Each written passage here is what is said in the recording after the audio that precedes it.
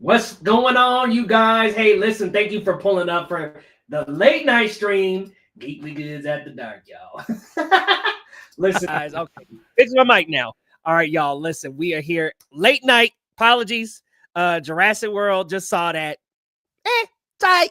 But no, what's going on, man? How are you?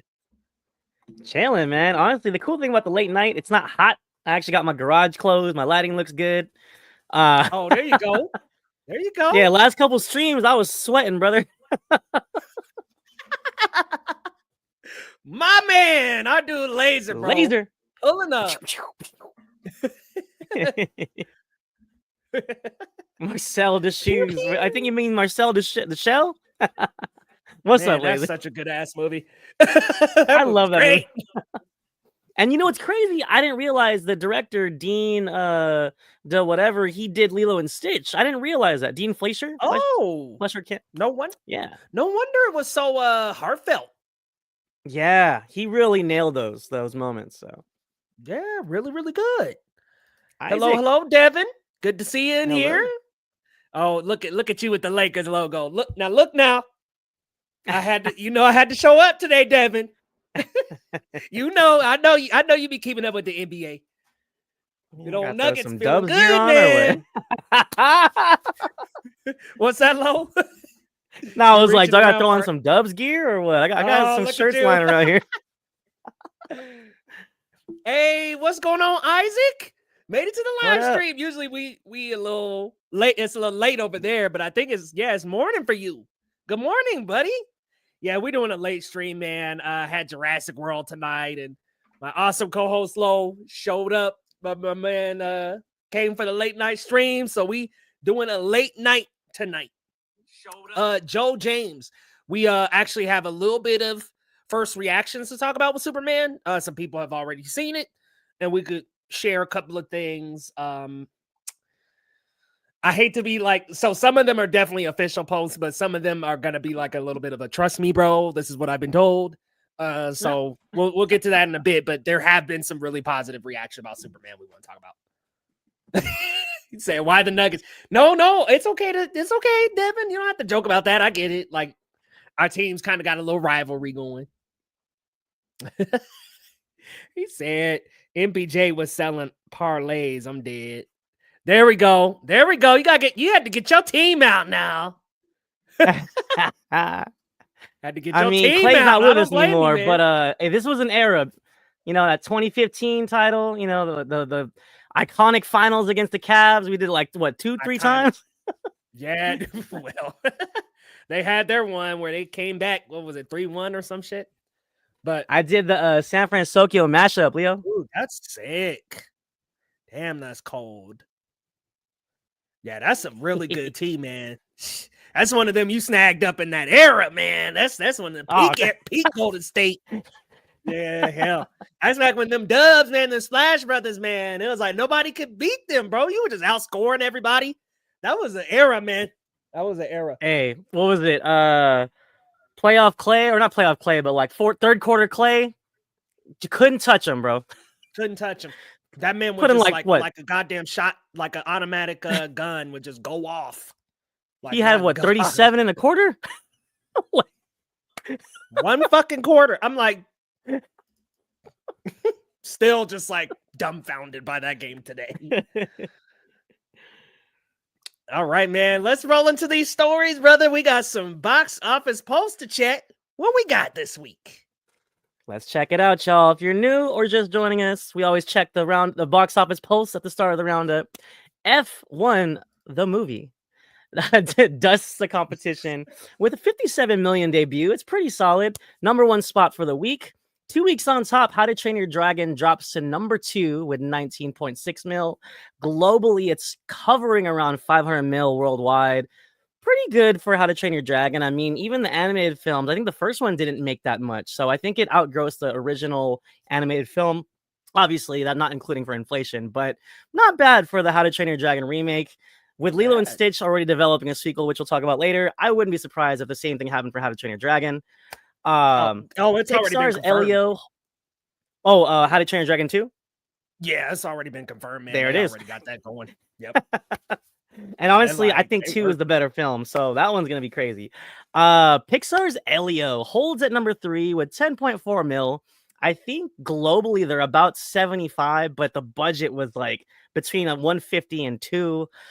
Still not a Yeesh. strong showing for Elio. We'll see if people keep coming back for it. The killer robot or android, I'm sorry, Megan 2.0 opens to just 10.2 mil. Not a big opening for Megan. I think there was way too much competition for that type of movie at this type of year. Yeah. I didn't see Megan being a summer blockbuster kind of film, so kind of weird spot for it. 28 years later rounds out the top 5. Solid return to form for Danny Boyle. Check it out, y'all, if you haven't seen it. Leo, this is a crazy top 5, man. What do you got here? Any surprises? Crazy top 5. You know, I agree with you when it comes to Megan. I think it should have just stayed in January.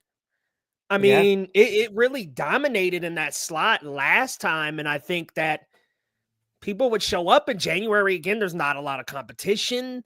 It's kind Yeah. of the dumping ground for a lot of movies, so people expect the movie to be bad. But like Megan was like the shining gem within that little space, so I think it should have just kept in the January slot.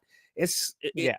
They got a little overconfident, I think, and not to mention Megan 2 in style is very so different than the first one. It just Right. it doesn't belong in this spot next to F1 Right. I think and all the. Oh, go ahead. they overestimated their popularity because I think like I know there's a cult fandom of Megan fans, but it's not that big. Like it's not summer big. Agreed. That part. It's like it's niche big, you know, it's not like summer blockbuster. We gonna post you upside or put you upside F1 and Jurassic World and all that. It's just too much competition, man. Yeah. I will say How to Train Your Dragon, not nice box office. That one's doing well. And then F1, I still got to check that out, but wow, 57 mil, that's good. Might leg out overseas.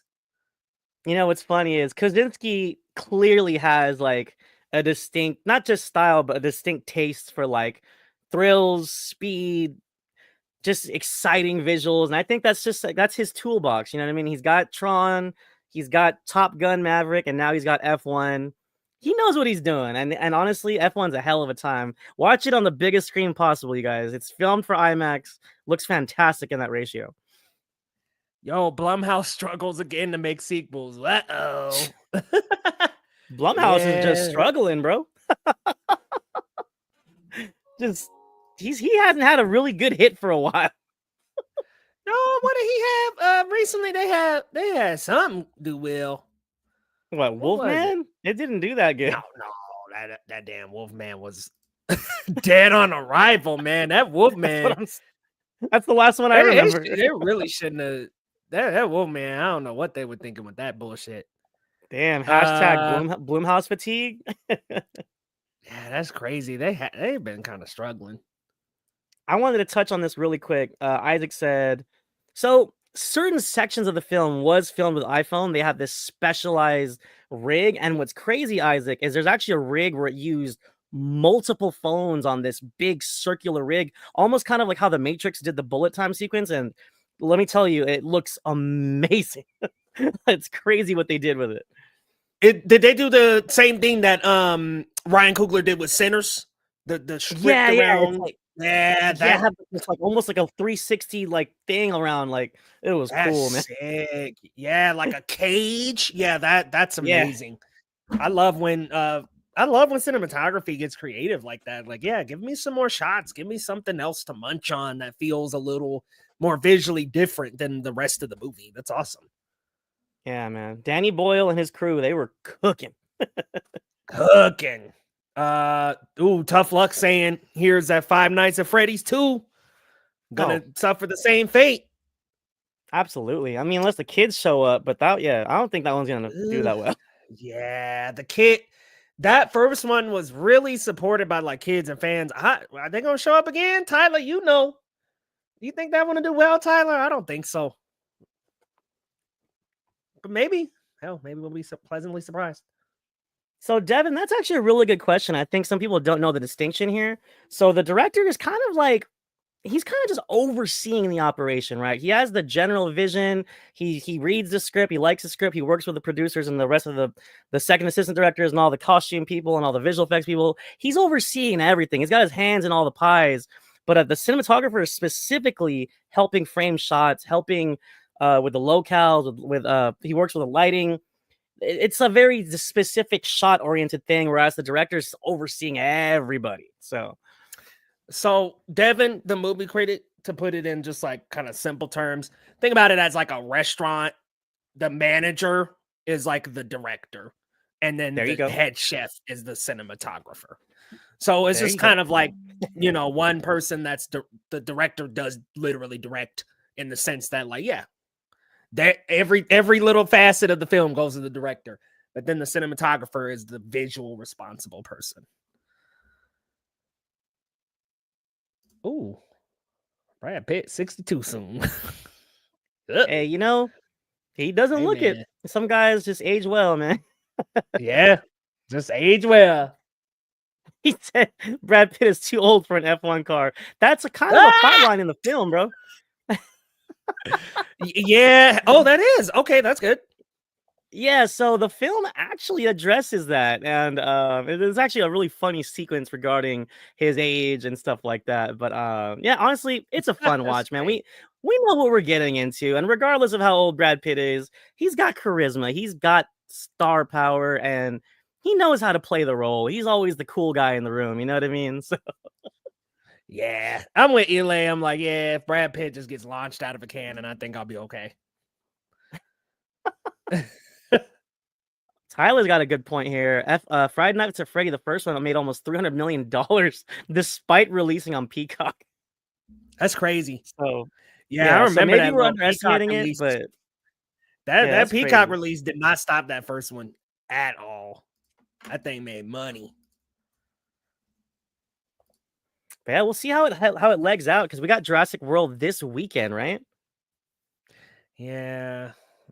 So, I mean, I don't know how much more F1 will make, but I think globally, Formula One I know is really popular. So, maybe racing fans will keep this afloat the same way, a lot of car heads like the Fast franchise, stuff like that. So, we'll see how Jurassic World fares. That makes me wonder, like, is Jurassic World in trouble?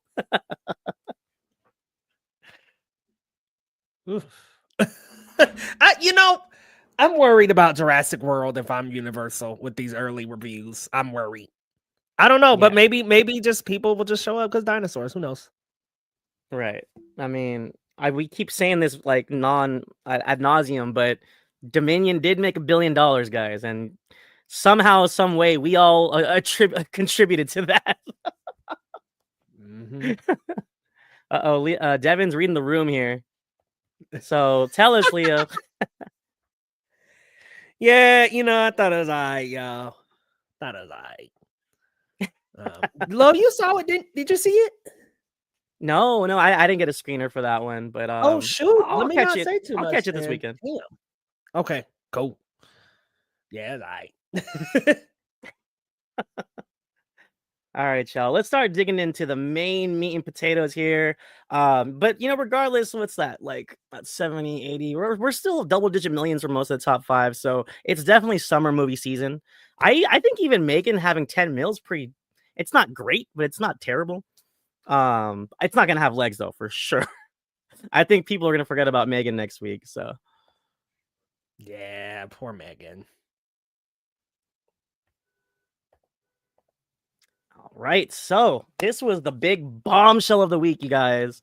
Matt Reeves, at long last, finally completed the script for the Batman 2. If you haven't seen the first one, it came out in 2022, starring Robert Pattinson, Colin Farrell, Zoe Kravitz, Jeffrey Wright. Super dark, super gritty. Love the aesthetic. They really brought the world's greatest detective feel back to the character. Not that Christian Bale didn't do that as much, but I liked the style that Matt Reeves blanketed this whole story in. His Gotham was gross and had this really like cool visual flair to it. I can't wait, Leo. What was your thoughts hearing this? Because we've been waiting for a while. It's like 3 years later now, so everyone's been asking, and James Gunn's getting sick of it, right? So how'd you feel when you heard the news? Our prayers have been answered. We are finally getting an update on the Batman, dude. I mean, seriously, the Batman Part 1 was fantastic. And to get an update and know that this is still happening is good. I'm gonna say it. I'm gonna say it right now. Just scrap the Batman Brave and the Bold. Just make Robert Pattinson this DCU Batman. I know. There we go. You gonna put that on? No, it's a bucket. That's a bucket. That's a bucket. I thought that was a man. I was like, "Low about to be a creature of the night, y'all." But I am vengeance. Yeah, here's I'm gonna say it. Put him in the DCU, man. I understand that like we've established this more realistic Gotham, this world that feels so real and close to reality. The DCEU, one massive mistake, and I know people gonna get on me about this. They should have had Bale be the Batman. Sorry, I'm gonna just say it. I know that's probably controversial a little bit, but people knew him. People had already like grown with him through a trilogy. Okay, you gonna give this Batman 2 movies before you make another Batman, and now we got 2 side by side. Stop the confusion. Make this the Batman. That's all. That's it. That's all I had to say about that. Right, and I think comic fans can handle it, but I think general audiences are probably going to be dumbfounded. Like, why is there 2? Yeah, there's like, wait, didn't I? It's like if I take my dad to see the Batman, and then I take my dad to see the Batman Part 2. And then I take my dad to see the Batman Brave and the Bold. My dad's gonna be like, "Wait, what happened to the guy from the last Batman? Did they have to?" It's gonna be gonna be a little messy, y'all. You gotta explain, like, Dad. So he's from like a different universe. Like, so there's this thing called the multiverse, Dad. My dad's not gonna be. My dad be like, "Huh?" Yeah, no, it's interesting. I wonder if Gunn's gonna stick to his guns. But that was his vision, though, right? So I'm curious. I'm curious. Low hanging fruit. I know. Hey, man, when it's there, you gotta grab it. I get it. What's funny, as I was saying it, I was like, oh. Hey, I get it, brother. I do it all the time. See, I wonder. I think this was like a big thing right there. I feel like they're still negotiating. I 100% James trying to get Matt on board to have his bat in the DCU. 100% agree with that. I also think they want to see how good Superman does. They also probably want to see a little bit of the Batman too. Like they got some things to line up, I think, but I think if Superman does super well. Listen, if Superman is as awesome as people are saying, I want to see Robert Pattinson next to David Cornsweat, man. Like, I want to see that. Yeah. No, and what's cool is like Robert Pattinson's like young enough that they can kind of grow together, and we haven't seen that, right? Like if you look at like X-Men and even like to an extent Tobey Maguire, it was cool like growing with these heroes, and seeing them evolve and progress. I think a young Superman and a young Batman next to each other. I mean, I'm not saying we need the world's finest like everybody in the freaking world is saying right now, but that would be pretty cool. It would be pretty cool. That would be freaking awesome. Now, tough luck. That's a hot take. Without Flanagan, without Flanagan, what's Nubia? The Black Wonder Woman, which I saw some comments of that Maverick was saying. Hell yeah, that they bring in Nubia. I'm down. Okay, absolutely. I don't think that was confirmed by Gunn, but I could be wrong. I would be down. But I think now that we have the script, what's funny is we're not out the woods yet, right? What are we thinking? Like 2027 for the Batman 2? Or are we aiming for next year?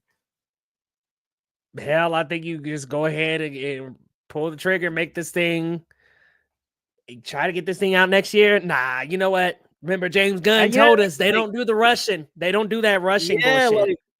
Like, are they gonna rush this into production? What are we doing? Nope, gonna come out the same year as Avengers do Secret Wars. So Isaac, don't hear what we're not saying. We actually covered this last week. We were really excited for Clayface when Mike Flanagan was supposed to direct and write.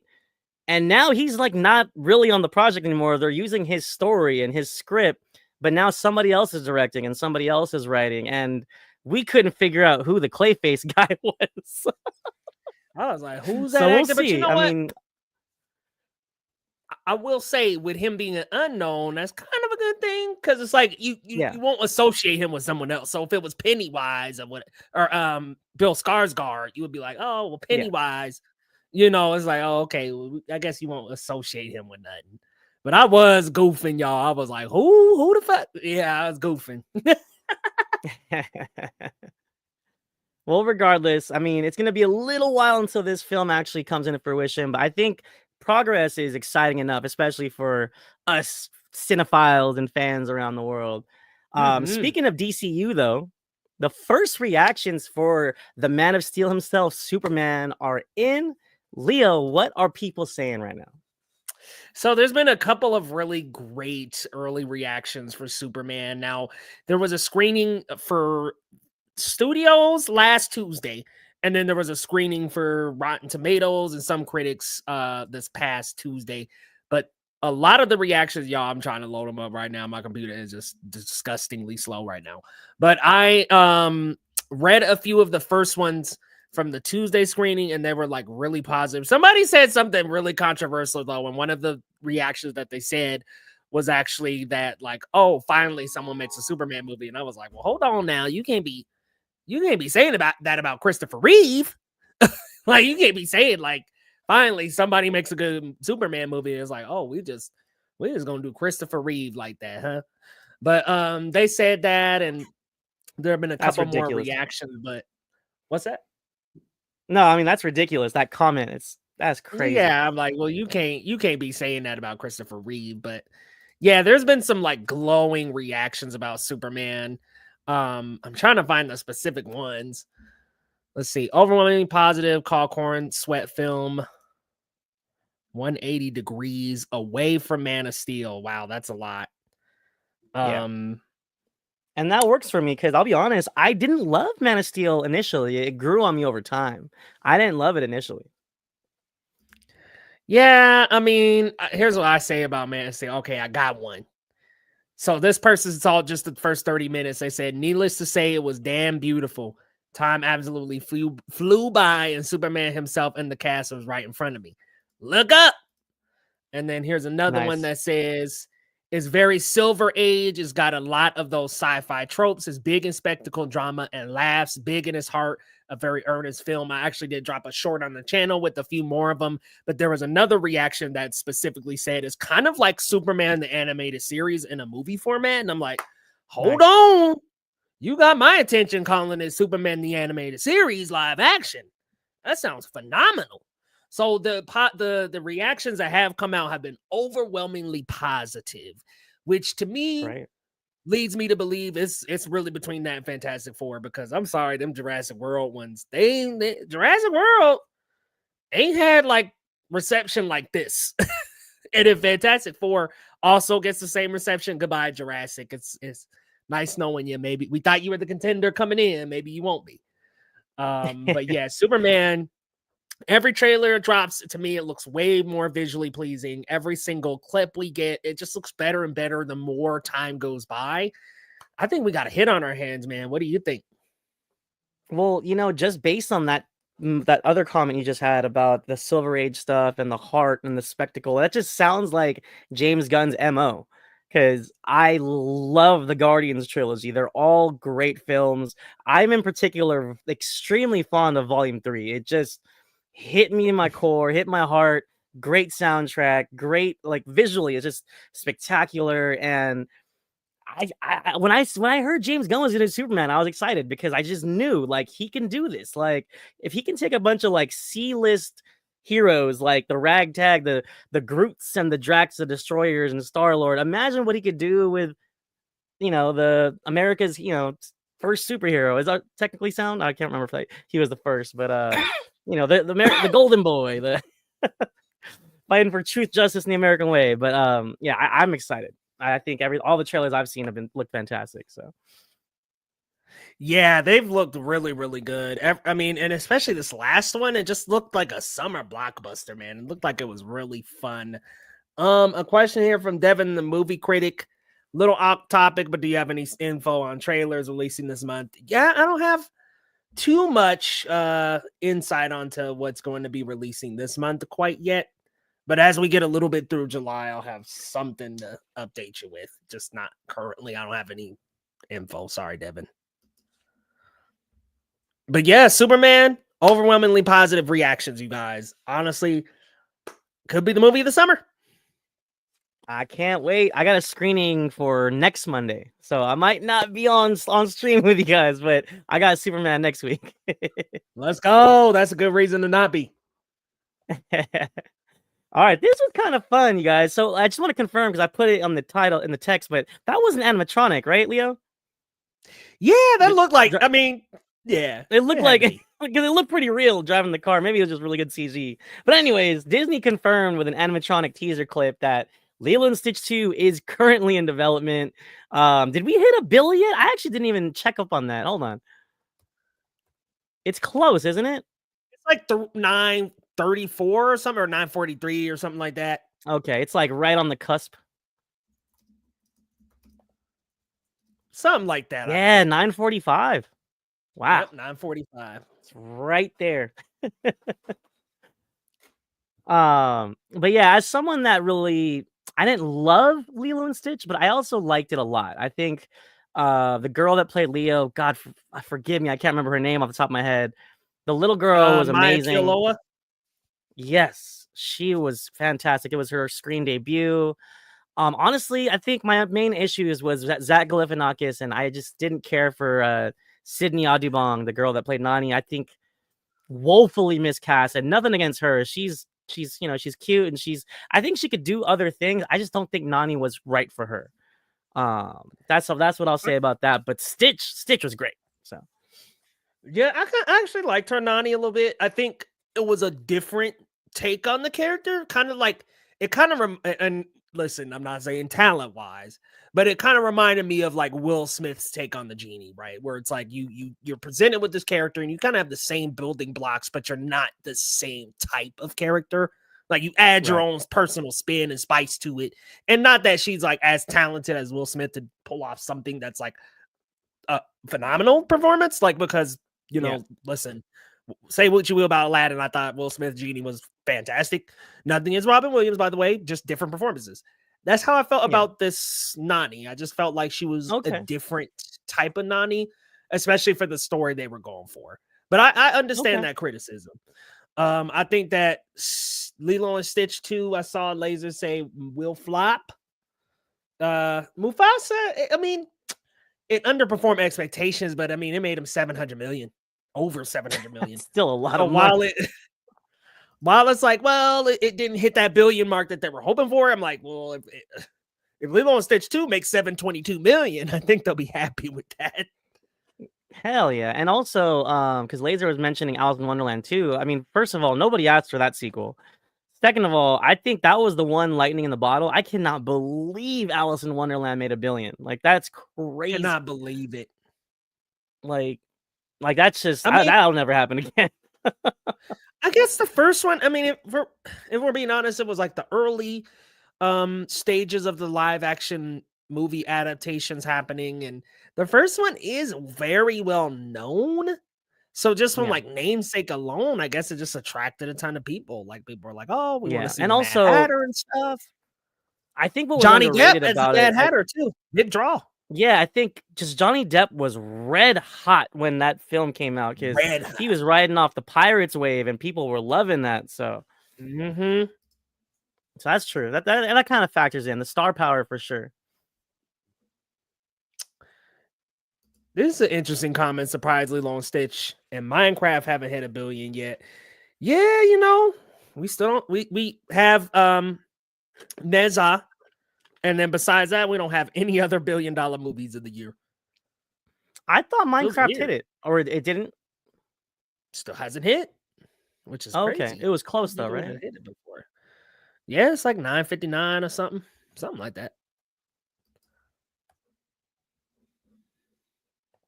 keep forgetting it was called a Minecraft movie. Oh, you're right. 954. Huh. Close enough though. I mean, they'll take it. Right. I mean, hell, they're happy. Right. Yeah, we'll see. I mean, are you excited for a sequel? I mean, do you think they're gonna go the same route that the other sequels went? I think we had like 3 of them. I think like Stitch has a glitch, and Lilo and Stitch 2, and Leroy and Stitch. Or Right? Yeah, because there's a lot of them. I mean, I think this, if they do Stitch has a glitch, that could be fun. yeah.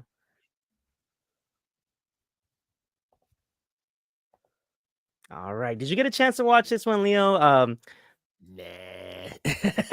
So we I had didn't watch it, man. Project Hail Mary, starring Ryan Gosling and Sandra Hüller, directed by Phil Lord and Christopher Miller, who they haven't like properly directed a film in a while. They've been having producing credits, all kinds of stuff, especially the Across the Spider-Verse, Into the Spider-Verse films. But man, this trailer was wild, man. Definitely giving The Martian vibes because it was the same author actually. But Ooh, okay. I like the tone. It's kind of fun. It's not super overly serious, and it's a really heady concept. But I thought the trailer was captivating. I feel like I'm into it. I like sci-fi stuff, so I feel like the way this was presented for me, it was enjoyable. But I have a feeling it's probably not going to hit for everybody, especially on the heels of Mickey 17, because not a lot of people went to go see Mickey 17. Yeah. So we'll see how this fares with people, but I think it might surprise some, and especially because have Lord Miller have they done a live action besides what was it 21 Jump Street? I don't know. Because I know they did Because that both was of the them, Jump right? Street movies. Yeah, remember Yeah, they were like signed on to do solo. Remember that? Crazy. right. And then they actually got And replaced then by ended up Ron doing Howard. it. Yeah. Yeah, Um. I- Yeah. This is it. This is their third one. The Jump Streets in this one. yeah. So we'll see. I mean, I'm excited for it. I love the Jump Street films, but what's funny though is this isn't an outright comedy. Just to kind of like make that clear. This does try to be as serious as it can be because what's his name? Ryan Gosling is like the world's only hope for for the universe and stuff like that. So Big shoes. Big shoes. I totally forgot to add this. Yo, we got Denis Villeneuve doing the next James Bond, bro. right, That's no, you're crazy. right. I That's actually forgot about crazy, that too. right? Like the fact that we got an auteur director like taking this in the next direction, and then they gave us a hodgepodge ass list of like name possibilities. They were like Jacob Elordi, Tom Holland. Tom Holland. Come on, man. Tom Yeah, I don't know Holland. about that one. Jacob Elordi. You know what's I don't interesting know, to me man. is like a lot of people were had negative reactions to Villeneuve being director, and it's just like, what do you people What? want? Like this guy's great. Why did they have I saw some people negative? that were like, "Oh, we like Villeneuve, but not for this," and it's just like, why not? Did y'all watch I Sicario? mean, I was gonna say, I haven't seen Sicario, but I heard it's fantastic. Oh shit. Yeah, Sicario is fire, dude. And then Arrival. But that, I mean, obviously that's not action. It's just still beautifully made film. I'm like, yeah, like Yeah, we want the need. Like, look at the Dune movies. What the hell? or even look at Sam Mendes did what Skyfall and Spectre, right? Yeah, I'm like, I don't know. That's kind of weird to not want the knee. I mean, yeah, I was over the moon hearing that, but then when they named off, like, oh yeah, well, a couple of hopefuls, I was like, ain't none of them. Tom Holland, no. Listen, love him as Spider-Man. I don't even like him, and I know a lot of people didn't. I liked him as Nathan Drake. No, man, you cannot be James Bond. No. Jacob Elordi, maybe not enough talent and age. I don't know, man. I was gonna Somebody say that dropped. that one's the one that piqued my interest because he's kind of young, but I could see him maybe like growing into the role. But he's a little young, isn't he? He's a little young, a little frail. I don't know, man. I'm gonna have to go with nah. But Aaron Pierre was another one that was like name dropped. I like that one. Isn't that the guy that's Green Lantern? Mm-hmm. Okay. Yep, Green Lantern, and he was in that Rebel Ridge, really good Netflix movie. Wasn't he a mid-sized sedan in Old? Yes, he was mid-sized sedan. Damn, that was his claim to fame. That is a fire rapper name. I love that. Mid-sized sedan, man. Fucking great name. Great name. Oh yeah, Oh shit. Mufasa. Right. Hey, good call, Laser. Good call. Mufasa. Jacob's too damn tall. He's just like tall and lanky, man. He looked weird as Elvis. I don't know. He just kind of has like a. To me, it's like there are certain actors that kind of have like this, like kind of not necessarily. I'm not going to say they're ugly, but they don't have this like conventionally attractive look. And I like Right. those actors. I mean, big fan of Anya Taylor-Joy. I would say maybe she falls into that. And I'm like, yeah, Lordy kind of falls into that too, where it's just like not the conventional attraction. And not that there's anything wrong with that. It's just that, I don't know, James Bond, I just picture a little more suave, a little debonair. And I just don't think Yeah. Jacob Elordi has that kind of energy. Also, I think you Maybe got to I'm find wrong. that balance, right? Because like Pierce Brosnan was like the quintessential, like the chin, the you know, the fucking suave hair and the demeanor. Like that was like the proper gentleman's Bond, right? And then Daniel Craig, you know, he wasn't as handsome as Pierce Brosnan, but he had this more rugged, like He had like a more spy chisel feel. kind of. Yeah, like a Yeah, little more gruff. But still, yeah. I mean, Daniel Craig's conventionally attractive, I would say. Right. And he could still pull off the suaveness, but I think you got to find that balance of like masculinity, but also like the gentlemanness, right? Like, Mm-hmm. Yeah, a little bit of suave, a little bit of rough around the edges, a little too. Yeah, not gonna lie, I like this pick. I mean, I if y'all like seen that. Bullet Train, if you seen Bullet Train, that is his audition for Bond right there. I think he would make a great Bond, dude. I think when he signed up for Craven, I was like, dude, you need to be on the phone with Barbara Broccoli and them. I don't know why the Right. hell you signed up for this Sony bullshit, but yeah, I think Well, Taylor to be Johnson's fair, perfect for the role. he was probably taking the check on that one, bro. Him and Russell Yeah, Crowe. oh my god, Russell Crowe, that fucking accent, dude. I'm like, what accent is that? Goodness gracious. I'm Oh surprised you man. sat through it, bro. Wait, did you watch Craven? Yeah, man. The entire Oh Sony Marvel Spider-Man universe. I've watched every movie. Torture. man, not Torture, envious. bro. I Morbius, still Madam don't know if Web. I don't know if I could ever get myself to watch Madam Web, bro. I took a freaking day off of work to watch that movie, y'all. Never again. Yeesh. Horrendous. With All right, Kirkland y'all. Spider-Man. Right, like Kirkland. Oh, Sam's Club ass, Dollar Tree ass. But thank you guys so much for joining us. This was a little bit of a later stream due to the Jurassic World screening. Maybe I should have reconsidered. But Lo, let the people know where they can find you, man, and what you got coming up on your platforms. Yes, sir. As always, you can follow me on Twitter and Letterboxd at Marcellus Durden. I'm a proud editor and critic for the Cinema Spot. Follow us on all socials at the Cinema Spot and check out our awesome reviews. We are currently covering the Tribeca Film Festival virtually. We have like 8, 9, 10 reviews of the films from that festival. My managing editor, John Daniels, killing it running that coverage for Tribeca. And we also have a review for F1, the movie. The movie we were just talking about, number one at the box office right now. If you're not into dinosaurs or you just feel like something a little different, check it out. It's fantastic. Watch in IMAX. I thought it was a fun time. It's not the greatest movie of all time, but it's a fun time, and I think it's a perfect summer movie. Check it out, and check out all our other reviews at thecinemspot.com. Guys, definitely be sure to check them out over at thecinemspot.com.